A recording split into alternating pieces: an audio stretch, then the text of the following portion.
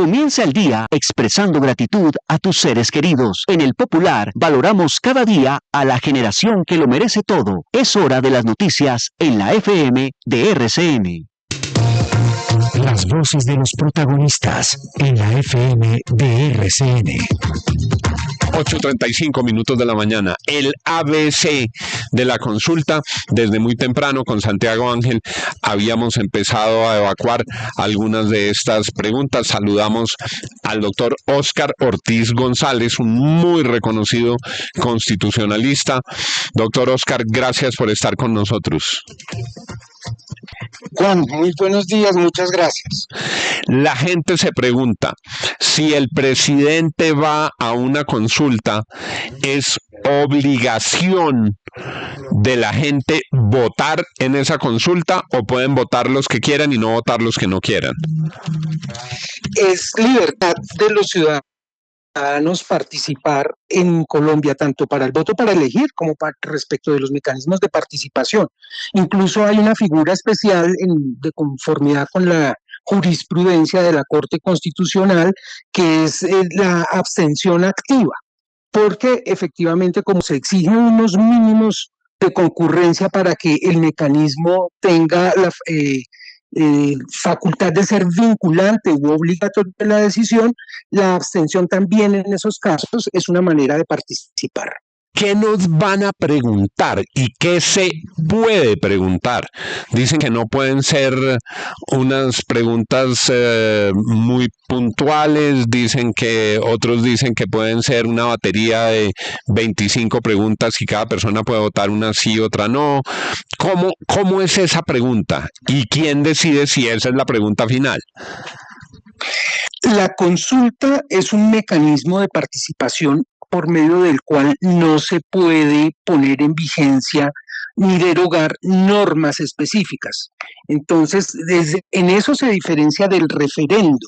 Los referendos son mecanismos para someter a aprobación del pueblo proyectos de ley o de reforma constitucional, por ejemplo, o para derogar normas legales o constitucionales. O sea, por ejemplo, son preguntas generales. Por ejemplo, doctor Óscar, la consulta no puede cambiar el horario para las horas extras o las condiciones de los dominicales. Eso no se puede hacer en una consulta. No, porque en el sentido estricto de que no se someten a consideración normas, sino decisiones de carácter general.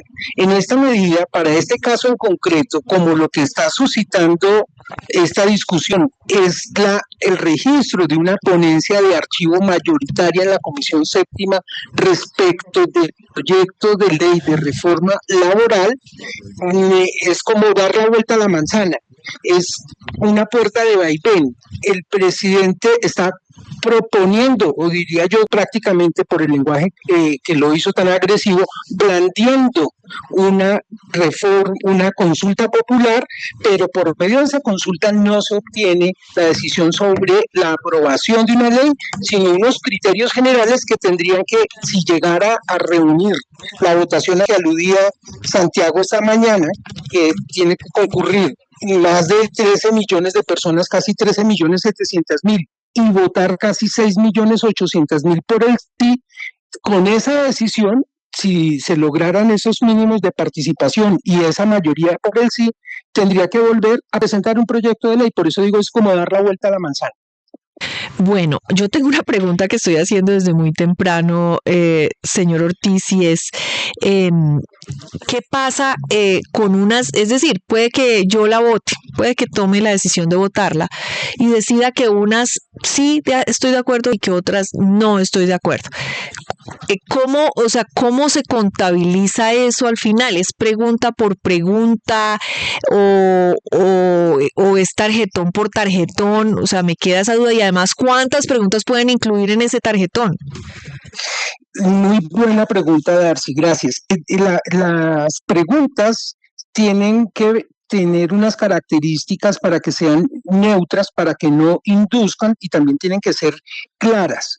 Las aprueba el Senado, que da un concepto sobre la viabilidad de la llamada consulta, y esa contabilidad se expresa pregunta por pregunta. Tenemos en mecanismos distintos a consulta, por ejemplo, el referendo constitucional votado en el año 2003, respecto del cual hubo una inmensa mayoría por el sí, casi todas superando el 90%, pero solo una reunió el mínimo de concurrencia o de participación, en ese caso, en referendo de la cuarta parte.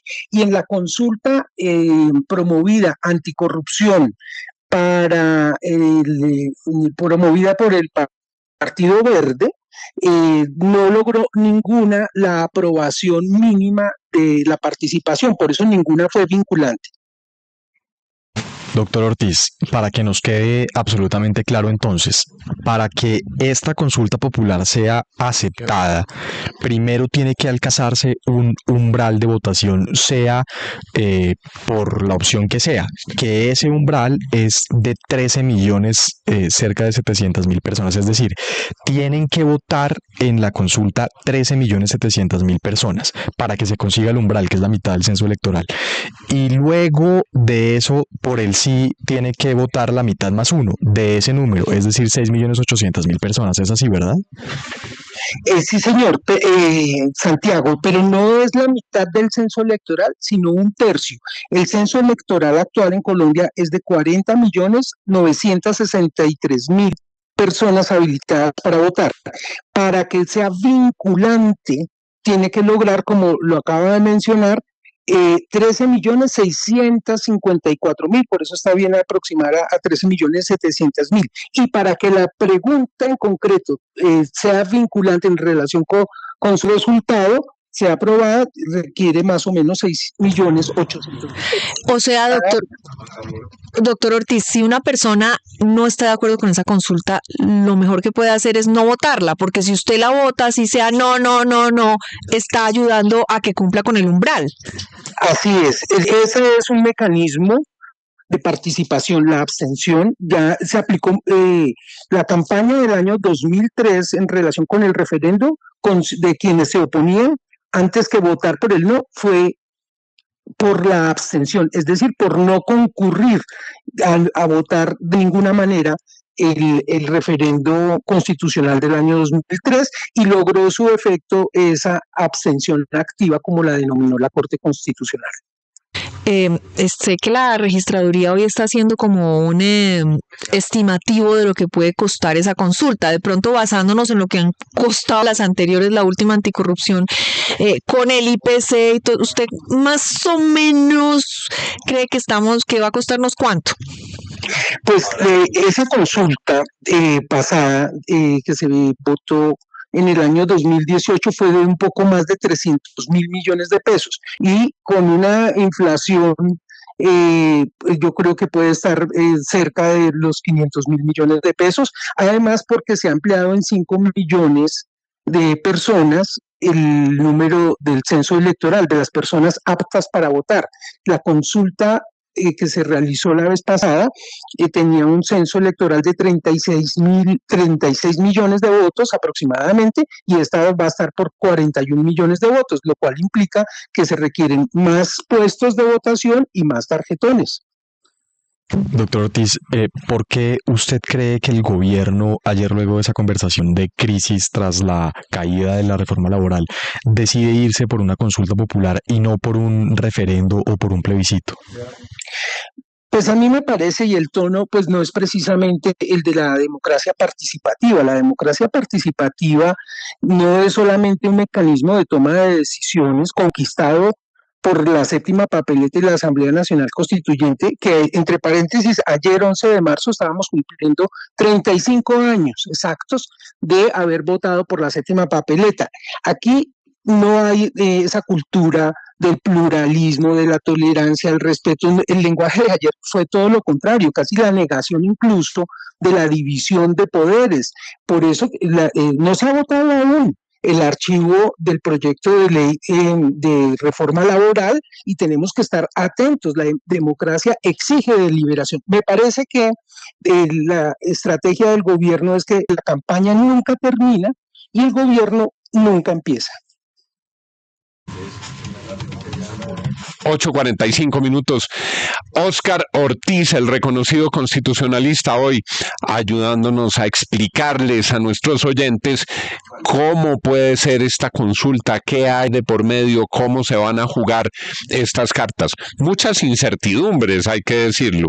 Camino complicado para llegar hasta la consulta y muchas personas nos están poniendo en el chat si eso no sirve para aprobar las normas, ¿para qué la consulta? ¿Para qué nos meten en esto? ¿No es más sensato intentar la deliberación parlamentaria? Antanas Mocus, me recuerda un oyente aquí, muchas veces presentó un proyecto de acuerdo al Consejo de Bogotá hasta que finalmente se lo aprobaron después de 7 u 8 intentos. Gracias, doctor Óscar Ortiz. Don Juan, un saludo para toda la mesa. Muchas gracias por la invitación. 8:46, vamos con nuestros corresponsales internacionales. ¿Vieron quién compró el carro ayer al fin? ¿Cuál compró? ¿El Cybertruck? No, señora. Ojo,